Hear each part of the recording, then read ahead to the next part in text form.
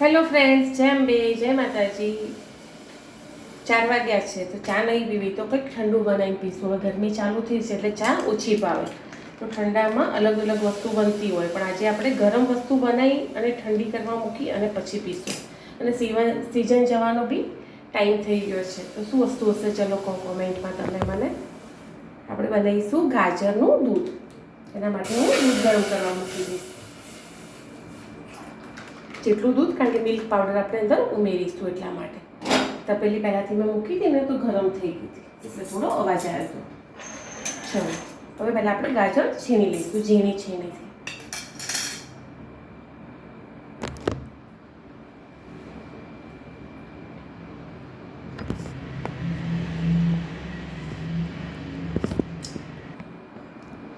ચલો દૂધ આપણે ગાજર છીણી લીધા છે. દૂધનો બી ઉભરો આવી ગયો છે. તેમાં આપણે ઇલાયચી નાખી દઈશું વાટી મસ્ત.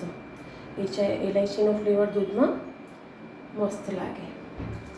જો તમે પાવડર કરીને રાખતા હોય તો એ બી નાખી શકો, અને પાવડર ના હોય તો તમે આ રીતે ક્રશ કરીને બી નાખી શકો.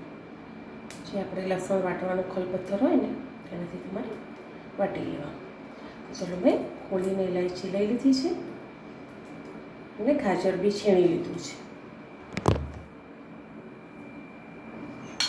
આપણે એને ઇલાયચી પછી વાટીશું. ઉભરો આવી ગયો છે એટલે આપણે છીણેલું ગાજર એડ કરી દઈશું.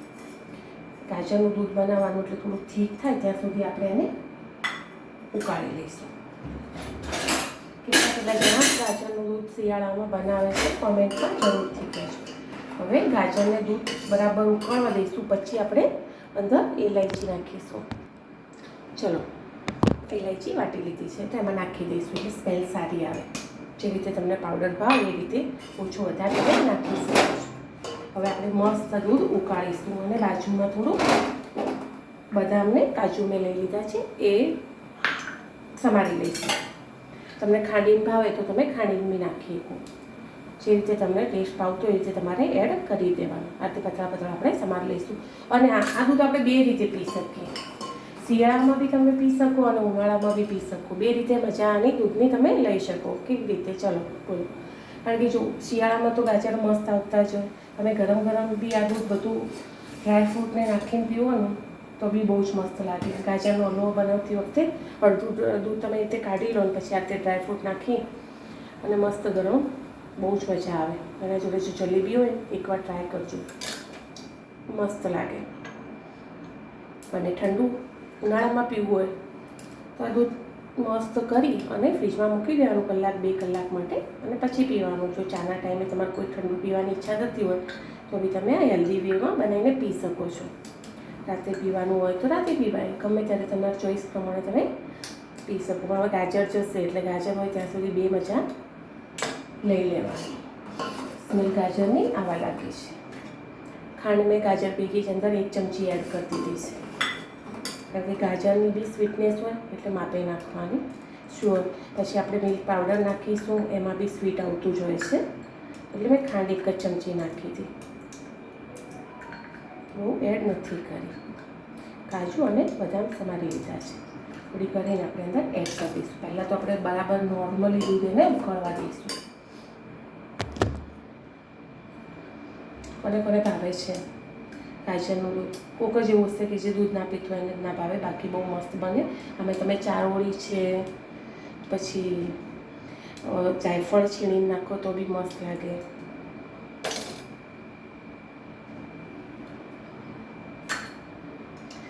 અલગ અલગ બધા ડ્રાયફ્રૂટ તમે નાખો ને, આમાં અંજીર નાખો ને કટકા કરીને તો બી મસ્ત લાગે.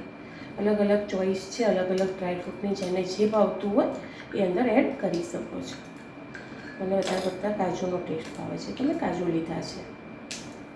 બદામ છે પણ ઓછી.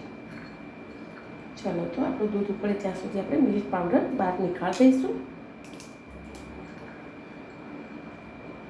એમાં આપણે એડ કરીશું 3 થી 4 ચમચી, કારણ કે બી દૂધ ઓછું લીધું છે. બહુ બાળવું ને એવું કરવું એના કરતાં બેસ્ટ છે કે આપણે મિલ્ક પાવડર નાખી દઈએ.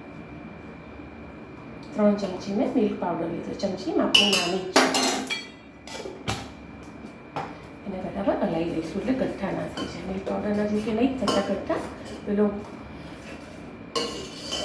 કસ્ટર્ડ પાવડર હોય ને તેના ગઠ્ઠા થાય, મિલ્ક પાવડરના કશું નહીં થાય. હવે આપણે આ સ્ટેજે એમાં કરી દઈશું ડ્રાયફ્રૂટ અને બધાને મસ્ત એક રસ થાય ત્યાં સુધી ઉકળવા દઈશું. આમ તો ઘણા લોકો શું કરે કે ગાજરને શેકી નાખે દૂધમાં, અરે ઘીમાં, પણ આપણે શું થાય કે ઘી પછી ઉપર તરે દૂધ પીવાનું હોય ને ઠંડુ કરવા મૂકીએ તો ઘી જામી જાય, એટલે એ બી ટેસ્ટ મજા ના આવે અને પડ્યું રહે તો બી મજા ના આવે, અંદર ઘીની સ્મેલ આવે જ છે.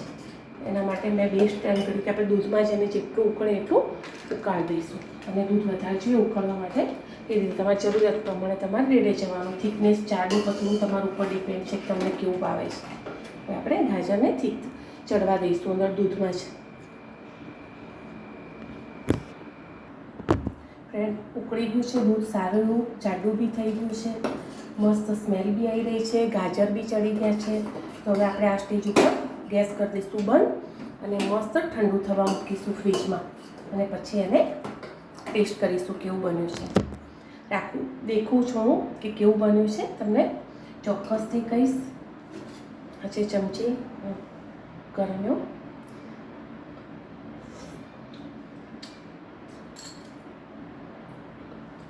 ગાજર ચડી ગયા છે અંદર અને બહુ મસ્ત સ્મેલ આવી રહી છે. કાજુ બદામ ઇલાયચીનો ફ્લેવર છે, બહુ જ મસ્ત બને. એકવાર તમે ગરમ ગરમ ભાવે તો ગરમ ગરમ ને આ ઠંડુ બી પી શકો, બે રીતે એન્જોય કરી શકો. પણ હું ફ્રીજમાં ઠંડુ થવા મૂકીશ. ચાનો ટાઈમ થઈ જ ગયો છે તો ચાની જગ્યાએ આજે મસ્ત દૂધ એન્જોય કરીશું ગાજરવાળું. તમે બનાવજો ચોક્કસ અને પીજો, બહુ જ મસ્ત લાગે.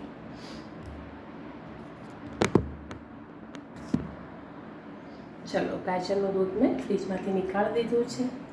પછી આપણું ઠંડુ ઠંડુ દૂધ જો મસ્ત બે ગ્લાસ તૈયાર કર્યા છે. તો આ છે ગાજરનું દૂધ ઠંડુ. તમે બી બનાવજો, પીજો અને ટેસ્ટ કરજો, બહુ જ મસ્ત લાગે, ખરેખર બહુ જ મસ્ત લાગે. બાય, ચલો એન્જોય કરીએ.